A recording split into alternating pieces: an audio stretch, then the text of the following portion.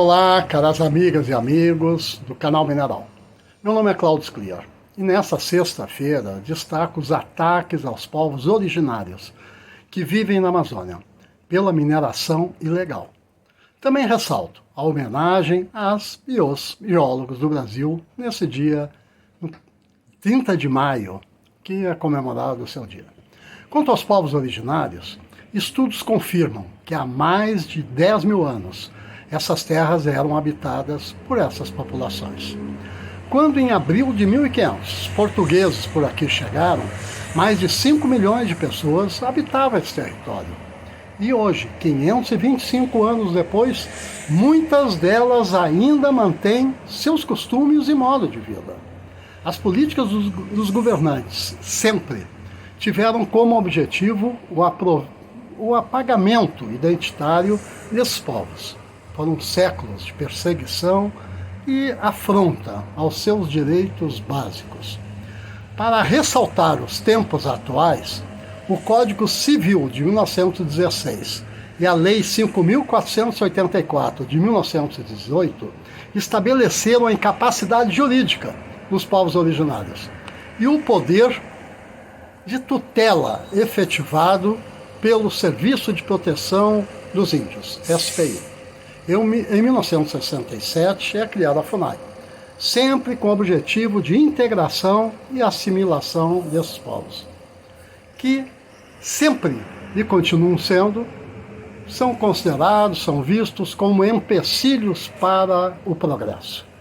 Nos anos 1980, os povos originários se organizaram em movimentos indígenas de âmbito nacional e com voz própria, autônoma, participaram das discussões na Assembleia Nacional Constituinte, que resultou na Constituição de 1988, hoje vigente. É importante lembrar o Decreto 5.051 de 2004, que ratifica a Convenção 169 da Organização Internacional do Trabalho, OIT, disciplinando a relação dos Estados nacionais com seus povos originários. Nas últimas semanas, a imprensa relata a invasão criminosa das terras dos povos Yanomami, em Roraima, e dos Mundurucus, no Pará, por centenas de indivíduos, muitas vezes armados, e relacionados a milicianos, autoridades, contando com apoio de empresários, sem esquecer os incentivos do próprio presidente da República em diversos momentos. Estes indivíduos a imprensa chama de garimpeiros.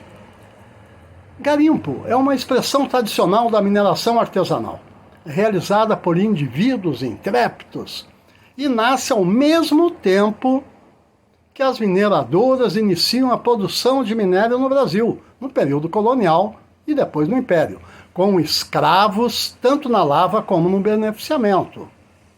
Pode-se acompanhar que as micro, pequenas, médias e grandes empresas de mineração no Brasil, da mesma forma que os garimpos individuais ou associativistas, nos últimos anos tiveram sua atividade regularizada por legislações, as quais, infelizmente, muitas vezes não são cumpridas, seja pelos concessionários das minas ou pelos que possuem permissão de lava garimpeira, PLG, todos legalizados perante a lei. No caso que estamos focando, dos crimes de invasão de terras indígenas na Amazônia, se trata de financiamentos que provêm de financiadores que disponibilizam aviões, dragas, veículos e outros equipamentos que custam milhões de reais, sujeitando os trabalhadores brasileiros com a retórica da riqueza no garimpo. Olha só, vocês vão ficar ricos, mas que trabalham mais de 20 horas por dia, muitas vezes em condições semelhantes à escravidão. Essa é uma mineração ilegal. É dessa forma que tem que ser chamada, e as manchetes têm que trazer disso. Mineração ilegal provoca crimes e mata na Amazônia, onde quer que seja que ela aconteça. Em Roraima, as denúncias da Utucara, Associação Yanomami, relatam a investida de grupos de indivíduos armados contra as aldeias, destacando que esses ataques não são isolados e representam ações de violência permanente contra os povos Yanomami e Ecuana, destacando a forte presença de gangues, de milicianos, que inclusive vêm de outros estados. No Pará, a Articulação dos Povos Indígenas do Brasil, a PIB, e a Coordenação das Organizações Indígenas da Amazônia Brasileira, a COIAB, divulgaram nota de alerta e risco da vida aos 14 mil indígenas que vivem na região, pois indivíduos queimaram casas de moradores na terra indígena Munduruku, no município de Jacarecanga, que todos nós podemos ver até na TV aberta e pela internet. Todo o Brasil pôde assistir esses crimes.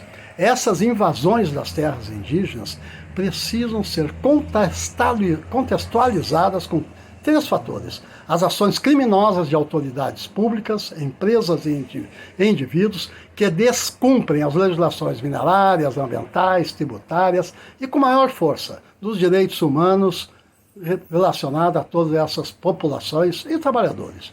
O ciclo dos preços das commodities ouro é um segundo ponto, que serve como um impulsionador das invasões, e a comercialização de ouro para o mercado interno, para todos os setores de joalheria, e a exportação também.